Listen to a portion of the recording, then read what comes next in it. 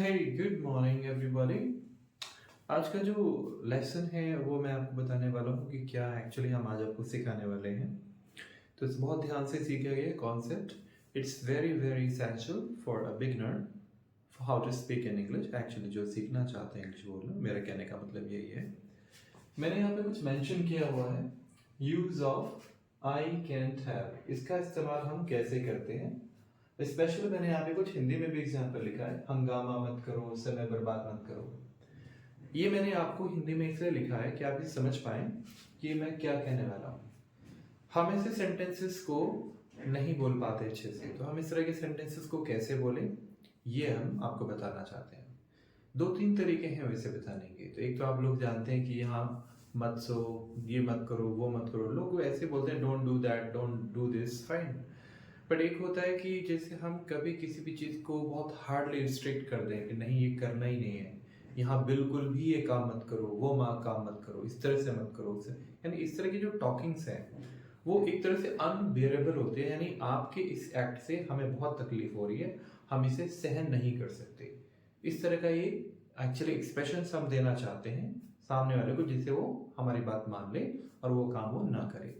तो इस तरह के जो सेंसेस हैं, इस तरह के जो इमोशंस हैं जो आप फील करते हैं इन हिंदी, जो आप अंग्रेजी में करने में बहुत थोड़ा डिफिकल्टी फील करते हैं, तो वो हम कैसे परफॉर्म करेंगे वो मैं आपको शो कर रहा हूँ। Look at this. इसका ये जो डायलॉग्स है, जैसे लिखा है हंगामा मत करो, इट मीन्स ये मेरे लिए अनबियरेबल है, मैं इसे सह नहीं पा रहा हूँ। यानी मेरा कुछ तो बहुत डिस्टर्बेंस हो रहा है जो आपकी वजह से हो रहा है और ये अब मैं सह नहीं सकता। That is meaning. ओके, मैंने लिखा समय बर्बाद मत करो। यानी अगर हम ये आपको कह रहे हैं तो इसका मतलब हम ये समझ रहे हैं कि क्या एक्चुअली वेरी इंपॉर्टेंट है आपके लिए जो आप नहीं समझ रहे हो, और हम आपको बिल्कुल रिस्ट्रिक्ट करना चाहते हैं। मेरा ये बहुत ज़्यादा कठोरता के साथ, बहुत ज़्यादा रिस्ट्रिक्ट मैं आपको कर रहा हूँ, प्रोहिबिटेड है आपके लिए। तो ये डायलॉग्स हम आपके सामने कैसे बोलेंगे मैं आपको आज सिखाने वाला हूँ। तो गेट रेडी, तैयार हैं आप सिर्फ सीखने के लिए? तो let's go and let's learn. Okay, तो मैंने यहाँ पे कुछ एग्जांपल्स लिखे हैं और इन एग्जांपल से मैं आपकी हेल्प करूंगा समझने में कि ऐसा सेंटेंस आपको क्या सेंस देता है और इस सेंस के हिसाब से हमें कैसे अपने स्किल को यूज करना चाहिए। करेक्ट है ना? तो मैं आपको सिखा रहा हूँ। पहले ये एग्जांपल समझते हैं, पहले इसे पढ़ते हैं। यहाँ हल्ला बिल्कुल भी मत करो। इसका मतलब समझते हैं? मतलब कोई आपके इस एक्ट से बहुत ज्यादा तकलीफ में है, परेशान है, तो उसके लिए बेरेबल नहीं है, यानी उसे सह नहीं पा रहे हो, वो बहुत परेशान है और वो आपको डेफिनेटली स्ट्रिक्टली रिस्ट्रिक्ट कर रहा है कि ये ऐसा नहीं करना है, आपको यहां से चले जाओ, ये छोड़ दो, बंद कर दो, बस करना ही नहीं है। समझ रहे ना? मतलब ये समझ लो कि अगर आप ऐसा नहीं करते तो कोई आपको मतलब रख भी सकता है, एक ऊपर कुछ भी कर सकता है। मतलब वो आपके इस एक्ट से बिल्कुल भी खुश तो नहीं है। That is the meaning of this unbearable. Point रखना, अनबियरेबल। नंबर 2 आते हैं। यहां लिखा है उसे यहां बिल्कुल भी आने मत देना। कभी कभी हम किसी से बहुत नाराज होते हैं और हम इसे बिल्कुल भी बर्दाश्त नहीं कर सकते, बेरेबल नहीं हमारे लिए। सामने दिख जाते तो गुस्सा आ जाता है, हम उसका चेहरा भी नहीं देखना चाहते, वो इग्नोर मारते हैं, अवॉइड करते हैं। तो ऐसा कुछ सेंस आता है तो हम लोग कहते हैं उसे यहां बिल्कुल भी आने मत देना। अगर वो आया तो मैं चले जाऊंगा। मतलब इस तरह की सिचुएशंस होती है, यू कैन अंडरस्टैंड। और जो तीसरी बात है एवरीवन, वो है अजय बिल्कुल भी अंदर ना आए। यानी यहां एंट्री अलाउड नहीं है कुछ लोगों के लिए, यानी ये प्रोहिबिटेड है एरिया, अलाउड ही नहीं है। और अगर कोई स्पेशल व्यक्ति हम जिसको चाहते नहीं कि वो एंट्री करे, हमारे लिए बेरेबल नहीं है, हम उसको बिल्कुल नहीं आने देना चाहते, उसका हमने नाम ले लिया। तो एग्जाम्पल के हिसाब से कुछ भी आप कर सकते हो। इस तरह से हम कभी कभी देखते हैं, ये तरह सेंटेंस पढ़िए, समय या टाइम बिल्कुल भी खराब मत करो। ये तो नेचुरली सभी लोग बोलते हैं हमारी लाइफ में, मम्मी हो, पापा हो, या हमारे जितने भी वेल विशर्स होते हैं, क्योंकि वो फ्यूचर जानते हैं क्या होना है, बिना एजुकेशन के क्या होना है। अगर हम टाइम स्पेंड करेंगे इधर उधर, आई मीन एक तरह से वो बर्बादी है अगर हम उसको फोकस नहीं करते। टाइम तो देखिए इंपॉर्टेंट ही है सबके लिए, हर चीज में अच्छा जरूरी है, बट एक होता है कि आपका टाइम आपके मोटिव के हिसाब से यूटिलाइज होना चाहिए। That does matter of this particular sentence. समय बिल्कुल भी बर्बाद ना करो, एक तरह से मॉरल गाइडेंस भी होता है लोगों के लिए। तो अगर कोई टाइम खराब करता है तो नेचुरली आपको उसे लेकर थोड़ा सा चिंता होगी, आपको आप वरिड होंगे, तो ये प्रॉब्लम्स बनेंगी। तो तो हम चाहते हैं कि आप ये काम न करें और हम आपको स्ट्रिक्टली कह रहे हैं कि ऐसा न करें। That does matter, okay. तो ये पूरा मैंने एग्जांपल्स आपको समझाने के लिए यहाँ पे लिखा है कि अभी समझें कि मैंने शुरू में बोला हंगामा मत करो, समय बर्बाद मत करो, ये क्यों मैंने बोला, क्योंकि दीज आर अनबिरेबल एक्ट और इसको ही हमें इंग्लिश में बोलना, लिखना, पढ़ना या समझना कुछ भी हो हमें आना चाहिए। तो अब इसको हम लिख के, एग्जाम्पल को लिख के, इसका फॉर्मेशंस क्या है, इसको कैसे बोलते हैं, कैसे लिखते हैं, कभी पढ़ना कहीं लिखा हुआ आ जाए तो कैसे समझेंगे। तो पढ़ना, लिखना, बोलना और समझना, ये चारों चीजें इस पर्टिकुलर लाइन में हम कभी भी अपना कॉन्फिडेंस लूज ना करें, हेजिटेट ना हो और हम हमेशा कॉन्फिडेंट रहें। यही आज का हमारा लेसन जो हम अभी शुरू कर रहे हैं।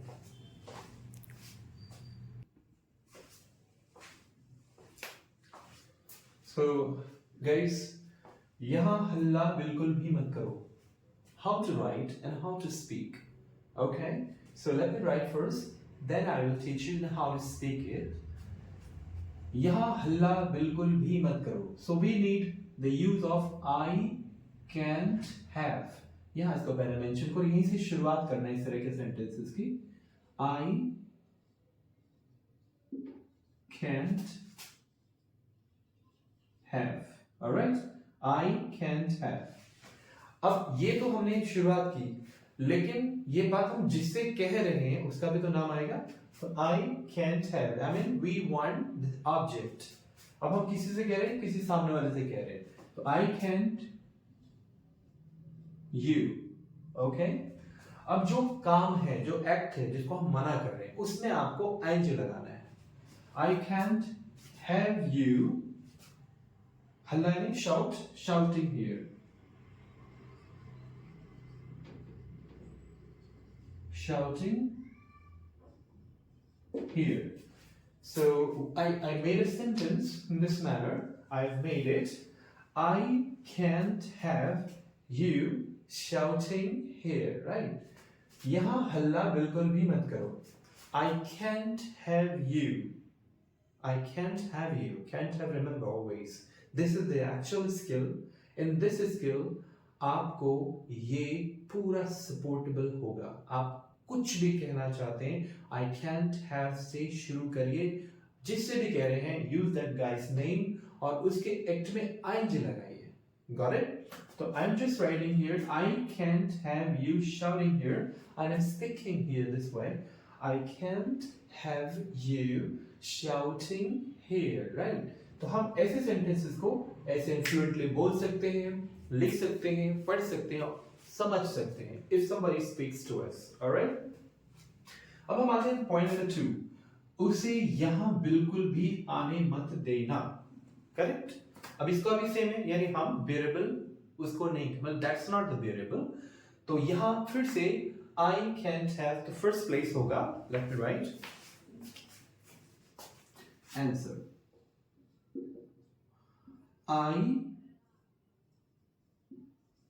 can't have, okay. किसको बोल रहे हैं? ऑब्जेक्ट क्या है? I can't have, उसे, ओके। यहां बिल्कुल, यानी कोई somebody is there. I can't have, कोई भी हो सकता है, उसे यानी him, आपका जो ऑब्जेक्ट है him, I can't have him, ठीक है। अब इसका एक्ट क्या है? आने देना, आने देना नहीं, कम मिलाएंगे आएंगे,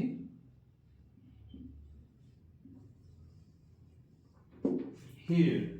I can't have him coming here. मैं नहीं चाहता कि वो अंदर आए। That is the meaning. मतलब मैं अगर वो आता है तो मुझे होगी ट्रबल। इसीलिए मैं क्या स्टेटमेंट कर रहा हूँ, मैं उसे यहाँ बिल्कुल भी आने मत देना। तो हाउ कैन आई स्पीक? ये मेरा एक्सप्रेशन है आई कैंट हैव, जो मेरे स्ट्रेस को, मेरी प्रॉब्लम्स को, अनबिरेबल सिचुएशंस को एक्सप्रेस कर रहा है, जिसके लिए मैं कह रहा हूँ हिम, यानी उसे coming here. So I can't have him coming here. This is the answer. Now let the answer is next. Okay. Third answer. Ajay बिल्कुल भी अंदर नहीं आए। अब कोई लड़का अजय है जिसे मैं नहीं चाहता वो एंट्री करे, मुझे उससे 36 का आंकड़ा है, मुझे पसंद नहीं है वो। It's just unbearable for me. Okay. तो कैसे हम इसको परफॉर्म करेंगे?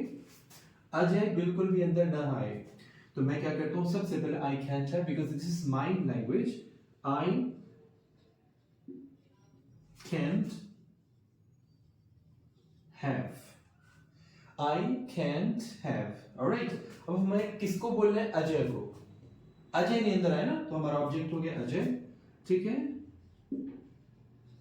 ये लीजिए आई कैंट हैव अजय, और एक्टिविटी क्या, अंदर आना, कमिंग, ओके, इनसाइड, ऐसे आई can't have Ajay coming inside. इस तरह के सेंटेंसेस को हम कितने आसानी से इसे बोल पा रहे हैं अगर हमें सही से स्किल मिल जाती है तो। इसलिए guys, skill is exactly a very important things. Always focus, क्या स्किल है हमारा, what is the actual skill for speaking English, for writing English, for observing English, इस सब के लिए हमको स्किल का पता होना चाहिए। And the skill is I can't have, object and actively ING. चलो एक और आखिरी हमारा ये सेंटेंस है, इसके बाद मैं आपको कुछ एग्जांपल और भी बना के दिखाऊंगा। समय बिल्कुल भी बर्बाद मत करो, है ना, स्ट्रिक्ट है, तो यहां पे हम शुरू करेंगे इसी से। Answer is this, I can't have, ये तो हमने सबसे पहले लिखना है। अब हमें देखना है कि हम किसको कह रहे हैं, ऑब्जेक्ट कौन है हमारा, ठीक है, कोई भी है। I can't have anyone, या मैं सामने वाले किसी को बोलिए, सामने आप ही को, I can't have you, alright, wasting your time, यानी wasting time, waste, and there's ing, I can't have you wasting time। So हमने आपके लिए ये आंसर्स पॉइंट किए हुए हैं जिससे आपको ये अच्छे से समझ में आए कि हम इस तरह के सेंटेंसेस को कितने ईज तरीके से परफॉर्म कर पा रहे हैं और कर सकते हैं। सो दैट्स व्हाई समय बिल्कुल भी बर्बाद मत करो, आई can't have you wasting time, किसको, ऑब्जेक्ट के सामने हमारा यू, और इस प्रकार से हमने सब के सब आपके सामने मेंटेन किए हैं। अब इससे अच्छे से आप समझ पा रहे होंगे। इसके बाद में आपको कुछ 2-4 एग्जांपल समझाता हूं, तब तक आप इसको समझें, ये देखिए, पढ़ें और इसको समझें और समझ में आएगा। और अगर कुछ भी ऐसी इश्यू है तो मुझे कमेंट्स में लिख के वो क्वेरीज करें, जिससे मैं उनके आंसर्स आपको नेक्स्ट वीडियो में बना के देता हूँ।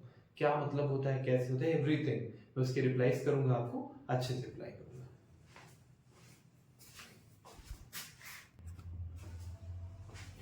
Okay, so I have got some another kind of examples.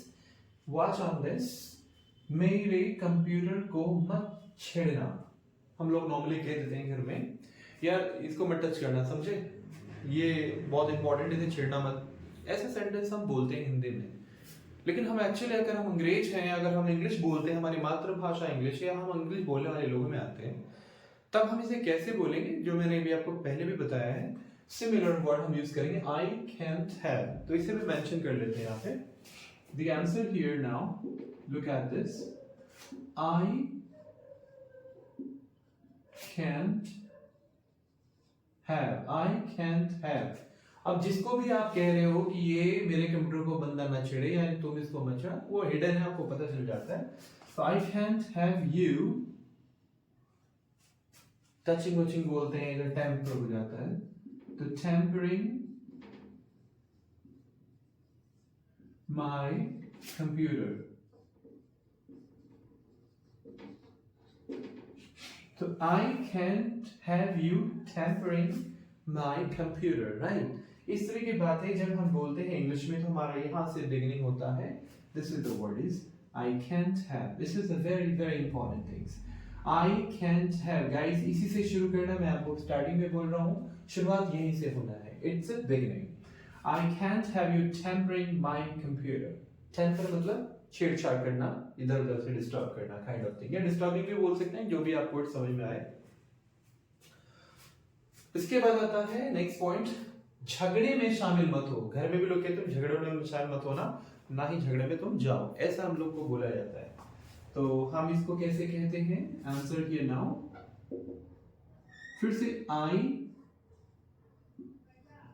Cantt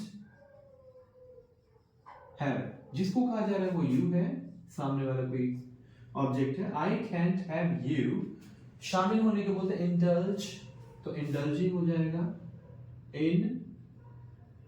indulging, झगड़े को तो आप जानते ही, क्वारल, इन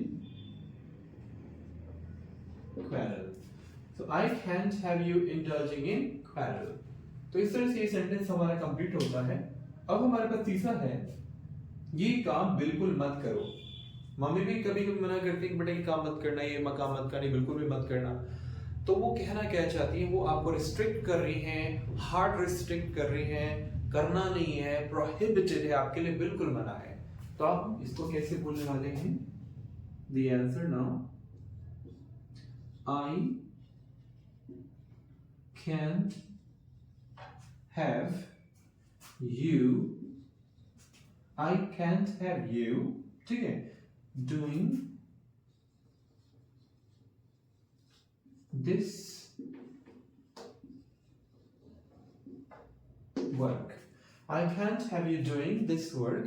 यहाँ पे हम इसको ing लगा के कंप्लीट करेंगे। लास्ट में कहते हैं यहाँ मत हंसो, जा कहीं और हंसो। हम ऐसा भी बोलते हैं, कभी कभी हमको अच्छा नहीं लगता किसी का हंसना किसी समय पे। नहीं, हंसना तो अच्छी बात होती है, बट कोई समय होता है या कोई प्लेस होता है जहाँ हंसना अलाउड नहीं होता, वहां के लिए हम ये बोल रहे हैं, यहाँ मत हंसो। How to speak? I answer here now.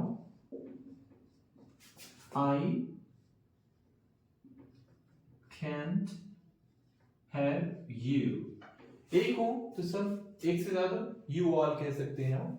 I can't have you all laughing here.